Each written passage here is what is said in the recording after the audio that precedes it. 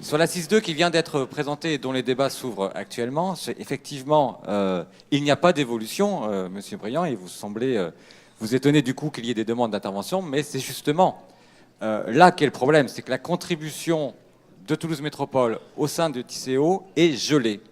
Elle est gelée depuis votre arrivée aux responsabilités en 2014. Je rappelle quand même que quand vous êtes arrivé aux responsabilités, il y avait un plan de déplacement urbain qui était voté et qui avait un scénario financier, un scénario budgétaire qui était adossé et qui prévoyait une hausse de la contribution de 10 millions d'euros par an.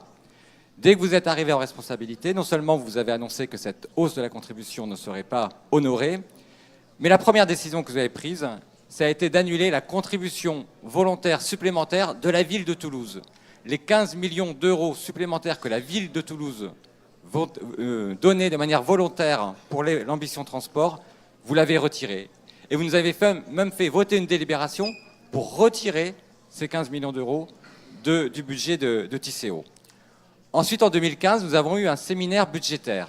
Séminaire budgétaire qui avait pour ambition de crédibiliser l'ensemble de l'ambition transport. Le plan mobilité que vous annonciez, il y avait, et il y a toujours un grand nombre de personnes qui se demandaient comment allons-nous faire pour financer. Nous avons fait un séminaire budgétaire et il était évoqué dans ce séminaire budgétaire une augmentation de la contribution de la collectivité qui passait de 100 millions d'euros en 2016 à 180 millions d'euros en 2026. Je vais aller revérifier les éléments qui nous avaient été présentés par le cabinet à cette époque-là.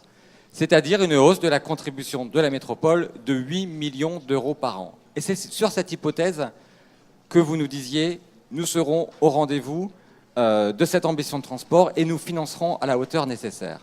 Et pourtant, quand on regarde l'évolution de la contribution de transport, elle a été gelée. Peut-être nous débattrons tout à l'heure sur l'intégration d'autres réseaux, et notamment le réseau de Colomiers, qui explique une légère hausse et de l'offre kilométrique et de la contribution de transport, mais elle a été tout simplement gelée. De 2008 à 2014, je vous rappelle quand même, Monsieur Briand, et vous ne l'ignorez pas, qu'elle a augmenté de 8 millions d'euros par an. Pardon, beaucoup plus que ça, parce qu'elle a augmenté de 68 millions d'euros sur le temps du mandat. 25% d'augmentation. Et depuis 2014, elle a été tout simplement gelée. Peut-être, dans les 2 années qui restent, augmentera-t-elle de 6 millions d'euros. C'est ce qui nous a été évoqué au moment de la contractualisation. Nous sommes donc légitimement inquiets, à partir de ces chiffres, sur la réalité de l'ambition transport que vous avancez. Parce qu'on peut parler d'investissement futur, parce qu'on peut parler de 3e ligne de métro et d'autres projets, mais concrètement, la métropole se désengage financièrement de l'ambition transport. Et cela se retrouve d'ailleurs dans l'évolution de l'offre kilométrique de TCO. Si on regarde les chiffres depuis 2014, là aussi, l'offre kilométrique a été tout simplement gelée. La seule progression est liée à l'intégration du réseau de Colomiers dans le réseau TCO. Alors que de 2008 à 2014, on augmentait de près de 1 million de kilomètres commerciaux par an, plus 25%, eh bien, depuis 2014, il n'y a eu aucune augmentation, 3%, mais c'est encore une fois l'intégration d'un autre réseau, le réseau municipal. Nous nous inquiétons donc de ces éléments-là, d'autant plus qu'il y a un certain nombre de propos insincères, pour reprendre des qualificatifs qui ont été utilisés dans le débat, qui sont récurrents, où on nous dit « mais vous en faites pas, vous inquiétez pour rien, ça va changer tout bientôt ». On a trouvé des ressources de financement. On va, par exemple, affecter les dividendes de l'aéroport. Vous nous l'aviez annoncé, Monsieur Moudin, qu'il y a quelque temps. 750 000 euros qui étaient reçus par la collectivité. Ne vous en faites pas, ils seront affectés au projet de transport. Aujourd'hui, la contribution, on ne les voit affectés nulle part, sinon au budget général. Ne vous en faites pas, nous avons un nouveau concessionnaire de stationnement.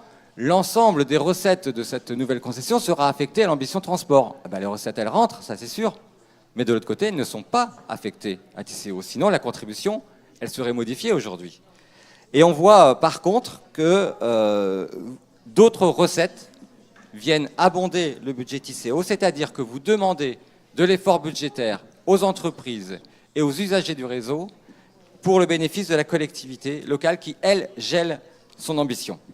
Alors, lors du dernier Conseil métropolitain, Monsieur Briand, quand on vous interrogeait sur l'impact de la contractualisation sur l'effort budgétaire lié au transport, vous répondiez L'équilibre économique de l'exploitation de la régie justifie que la contribution versée à Tisséo puisse, sur cette période de contractualisation, être en deçà de ce qui était prévu initialement.